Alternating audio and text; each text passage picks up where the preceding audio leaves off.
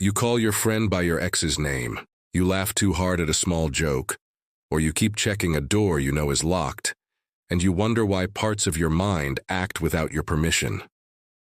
We like to believe we are captains of a clear ship, steering with reason and intention, yet the wheel sometimes jerks from our hands at the worst possible moment. Sigmund Freud's revolution begins there, with the daring claim that much of mental life is unconscious, dynamic, and motivated, and that slips, dreams, and symptoms are not meaningless noise but revealing messages in disguise. Instead of dismissing these moments as glitches, Freud invites us to treat them like clues in a case file, hints about what we want, what we fear, and what we cannot admit even to ourselves. Picture Vienna at the turn of the 20th century, lit by gas lamps and the glow of new science, where the educated classes praised rational choice, moral restraint, and self-control.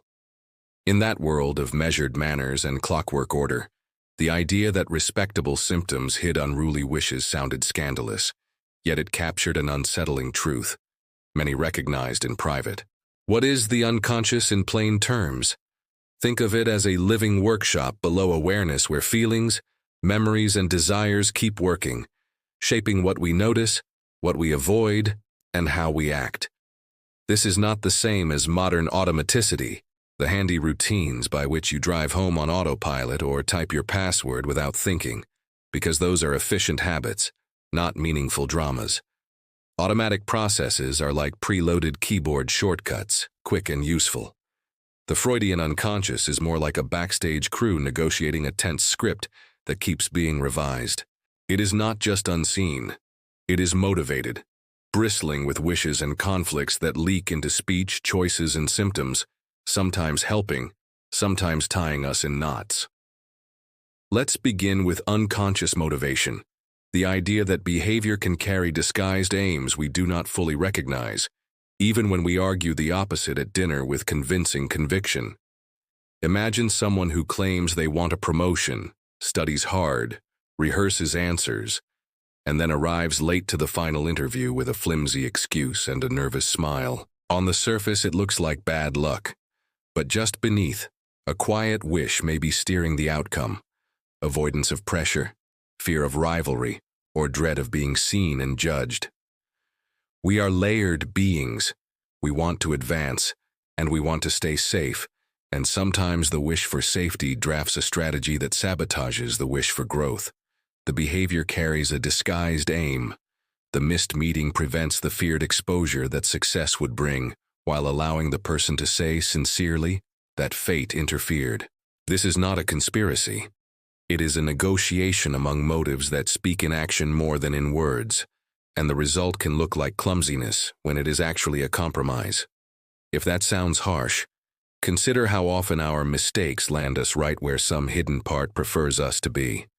Shielded from rivalry, shielded from change, shielded from our own ambition.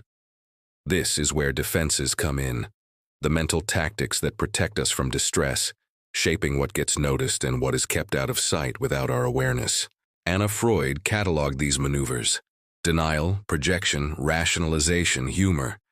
Not to accuse people, but to explain how the mind avoids pain while paying a price in rigidity and repetition. Neuropsychoanalytic research, pioneered by thinkers like Mark Solms, has sought links between feeling-laden drives and brain systems that prioritize survival, suggesting that the push and pull of desire and defense has biological roots without reducing everything to neurons. Now, consider repression and the return of the repressed. Freud's claim that intolerable thoughts can be pushed down, only to resurface in disguised forms that demand our attention. Repression is not a deliberate choice. It is a tightening at the threshold of awareness, a closing door that spares us immediate discomfort while leaving unresolved problems pacing in the hall. A common example appears as chronic procrastination that makes little sense to the planner on your calendar, yet strangely persists when tasks carry the risk of being judged. If finishing exposes your work to criticism, postponing can operate like a shield, keeping danger at bay while giving you a plausible story about time and stress. The repressed does not vanish. It returns as symptoms, Jokes, dreams, or slips that carry a hint of the original thought, like steam whistling through a hairline crack in a pipe. You tell a friend you are thrilled to help, and then accidentally forget to send the file, revealing two truths at once: your wish to be helpful and your wish not to be used, not random at all. Return is the mind's way of balancing, however awkwardly, the need to avoid pain and the need to express what matters. It is a delicate economy rather than a supernatural force. Compromise formations show this economy clearest. They are the mind's middle path, a truce between a forbidden wish and an internal law that forbids it, shaped in the currency of symptoms and habits. Consider a relationship pattern in which someone longs for intimacy, swears they want closeness, and yet chooses partners who are emotionally unavailable. Then starts arguments whenever tenderness appears. The surface story says, "I keep picking the wrong person," but the deeper compromise says, "I'll seek connection in a way that ensures distance, so I can feel longing without feeling engulfed." The symptom carries two messages at once: a wish to be loved and a defense against the intensity of being truly known, sewn together into a single self-defeating loop. It keeps the peace. To see where this idea came alive, step into a famous historical vignette often called the origin of the talking cure, the treatment of Anna O, by Joseph Breuer in Freud's circle. As the popular story goes, speaking freely about troubling experiences seemed to ease her symptoms, giving rise to the idea that words and feelings can move what repression had fixed, though historians debate the details and outcomes. What the story captures is a shift from treating symptoms like pests to treating them like messages, inviting meaning into the room where only control had sat before. In a modern office, a manager finds a junior colleague inexplicably irritating, feeling spiked envy and disproportionate impatience whenever the younger person speaks in meetings. After some reflection, the manager recognizes an older rivalry, an overshadowing sibling, a teacher's favorite, that left a bruise, and the colleague's confidence pressed right on it like a thumb. The present emotion had older roots, and naming that link allows the manager to respond to today's colleague rather than yesterday's ghost. Not everyone bought Freud's claims, of course. Behaviorists argued that appealing to invisible motives was unscientific, and that what matters is observable stimulus and response shaped by reinforcement. They trained pigeons to peck in patterns and human subjects to press buttons, dismissing unconscious narratives as folk psychology, and they were right, that habits and rewards shape behavior powerfully. Cognitive neuroscience added nuance later, showing that unconscious processing is real. Implicit bias, priming, and habit formation all reveal fast, non-conscious influences, while remaining skeptical that every slip conceals a richly disguised wish. Research supports the idea that hidden attitudes can influence choices, that past associations steer attention, and that we often make up conscious explanations after the fact. But strong evidence is sparse for the claim that symbolic, story-like meanings systematically encode themselves in dreams or symptoms according to a universal key, or that one myth explains all families. The best synthesis acknowledges both truths. Our minds run on habit and shortcut, and they also use meaning to manage desire and fear in ways we are slow to admit. Misreadings accumulate wherever ideas are powerful, so let's name a few common mistakes and clear the fog with simple corrections. First, the unconscious is not sinister by default. It is a workshop that includes care, creativity, and protection, although fear and shame sometimes dominate its designs. Second, not every slip deserves a grand theory. Sometimes fatigue is just fatigue, and the trick is to notice patterns across time rather than magnify a single stumble. Third, "That's my unconscious" is not an excuse for harming others. Understanding your motives increases responsibility. It does not dilute it. If you want a practical way to explore these ideas without turning your life into a therapy session, try a 1-week trigger log that maps disproportionate reactions to earlier experiences. Each day, jot down moments where your emotion was louder than the situation.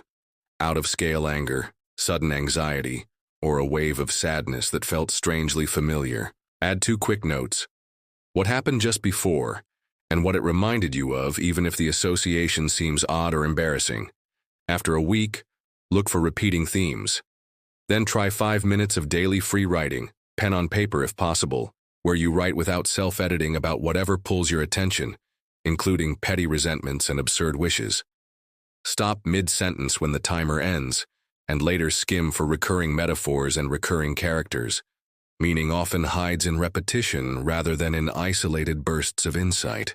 If the patterns feel stuck or painful, consider talking openly with a trusted friend, mentor, or community elder, focusing on curiosity rather than solution hunting. Sometimes being heard unclenches the fist that squeezes your chest. These tools are not diagnoses or prescriptions. They are ways to collaborate with your own mind, offering gentle light to the corners you usually pass in a hurry. Notice the pattern, and when you notice it, don't rush to fix it. Start by asking what it has been trying to protect, and whether that protection still serves you in the life you have now. Here is a simple metaphor to carry forward. Imagine your mind as a house with a busy basement, where pipes hum, pressure builds, and temperature shifts that you do not see shape the comfort upstairs. When a radiator clanks or a window fogs, it is not a moral failure. It is information from below, a sign that something in the system wants attention. You could pound the pipe with a shoe, pretending the noise is random, or you could listen, trace the line, and gently turn a valve. The mind's basement hosts more than monsters. It stores resources, memories, and skills you set aside when you were younger, and it can power warmth as easily as it can flood the floor. When an alarm goes off, a slip, a symptom, a dream, ask whether a part of you is knocking from downstairs, asking to be known without the glare of judgment. Freud's wager was that listening transforms symptoms into stories, and stories into choices, even if the listening is imperfect, and the choices are small at first. You began with a name said wrong, a sudden overreaction, a habit you cannot explain. Perhaps now you can hear the faint meaning inside those surprises, a mix of desire and defense trying to keep you safe. Our task is not to conquer the basement, but to become hospitable hosts, curious about the sounds, respectful of the pressures, and patient with the mechanics of a mind that learned its ways for good reasons. So when you are startled by your own behavior, try asking, what wish and what fear might be negotiating here, and what would happen if I spoke to both? If you enjoyed this video, please like, subscribe, and leave a comment. What we don't know about ourselves is not the enemy. It is the basement we learn to visit with a light.